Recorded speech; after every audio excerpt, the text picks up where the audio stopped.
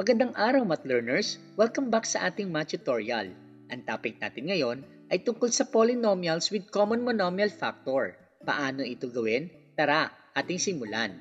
Factors 12x cubed y squared plus 18x squared y. Ang una nating gawin dito ay kunin ang GCF ng numerical coefficient. Ang numerical coefficient natin dito ay ang 12 at ang 18. Para makuha natin ang GCF ng 12 and 18, kailangan natin kunin lahat ng factors ng 12 at lahat ng factors ng 18. Para sa 12, ang factors ng 12 ay 1 times 12, 2 times 6, 3 times 4.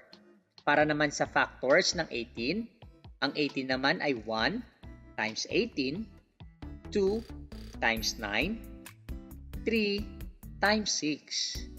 Pagkatapos natin makuha lahat ng factors, titignan natin dito ang may pinakamalaking common factor. Ang tawag doon ay GCF. And the GCF sa factors ng 12 at 18 ay ang 6. Punta naman tayo sa variables. At para malaman natin ang common factor sa variables, kailangan natin makita ang variable na mayroong maliit na exponent. Halimbawa, x cubed and x squared. Ang common factor dito ay ang x squared. Y squared and y. Ang common factor dito ay ang y.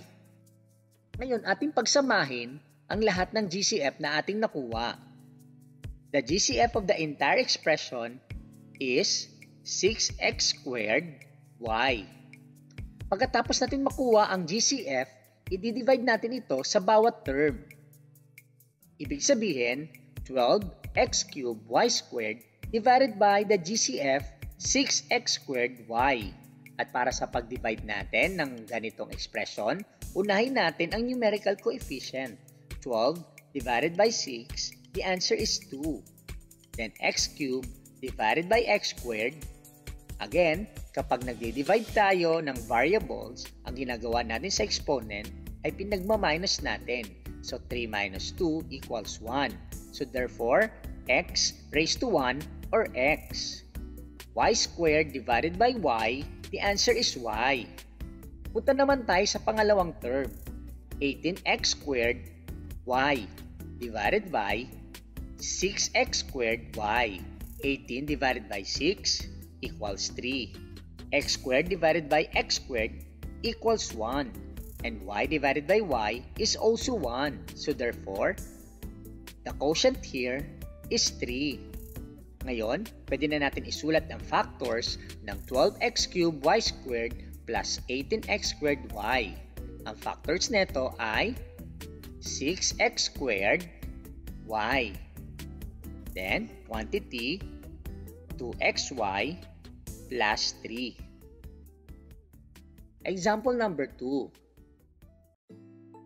Factor 15x squared y cubed minus 10x raised to 4y plus 5xy. Ulitin lang natin ang ginawa natin sa example number 1. Ang unang step, find the GCF of the given expression.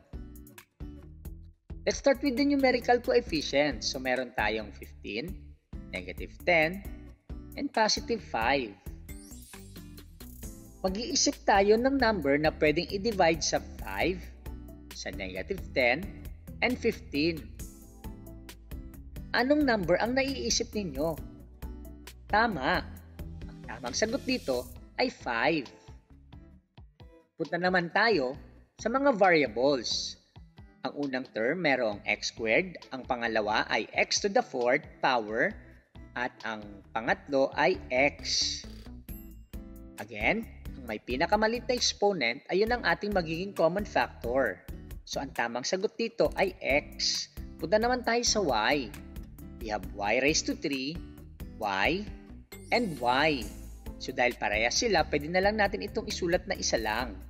So, ngayon, tignan natin dito kung saan sa kanilang dalawa ang common factor. Tama. Ang common factor sa y cubed and y ay y. Ngayon, ang ating GCF ay 5x, y. Pagkatapos nito, i-divide natin ito sa bawat term. So unahin natin ang 15x squared y cubed. 15 divided by 5, the answer is 3. X squared divided by x, the answer is x. And y cubed divided by y, the answer is y squared. Punta naman tayo sa pangalawang term. Negative 10x raised to 4y divided by the GCF 5xy. Negative 10 divided by 5?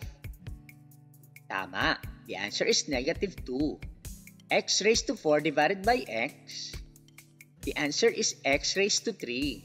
And y divided by y? The answer is 1. Punta naman tayo sa pangatlong term. 5xy divided by 5xy? The answer is 1. Therefore, the factors are 5xy and 3xy squared minus 2x cubed plus 1. Ngayon, kayo naman. Gusto kong sagutan ninyo ito at ilagay ninyo ang inyong sagot sa ating comment sections. At dito nagtatapos ang ating math tutorial. Paalam!